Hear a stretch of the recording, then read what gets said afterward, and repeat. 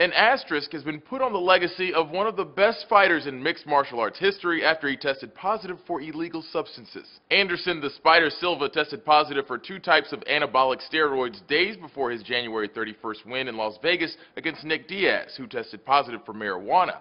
Silva's test results weren't available until days after the fight. It's bad enough that 2 elite Ultimate Fighting Championship fighters flunked their drug tests and were still able to fight, but Silva's situation is much more dire. Silva's legacy in the pantheon of mixed martial arts fighters has long been a topic of discussion.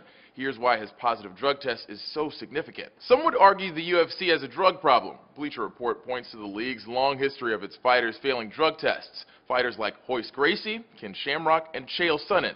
You know, I knew that I had done something wrong, and I knew that, you know, the test would show that. More recently, UFC light heavyweight champion John Bones Jones tested positive for cocaine. But Silva has been held in high regard for the entirety of his career and has never tested positive for drugs. This guy is known as the greatest fighter of all time. Anderson Silva was looked at as perhaps maybe this guy that's, you know, would never get caught up in something like that. He's just too pure. Unfortunately, his results are more damning than those of Jones and Diaz because Silva is accused of using performance-enhancing substances. As Sports Illustrated's Jeff Wagenheim tweeted, one guy broke a rule, the other cheated.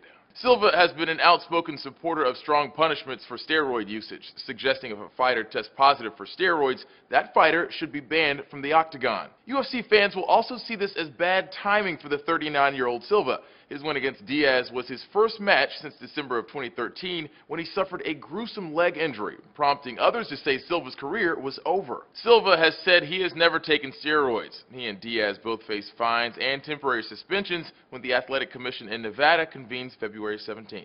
For Newsy, I'm Christian Bryant.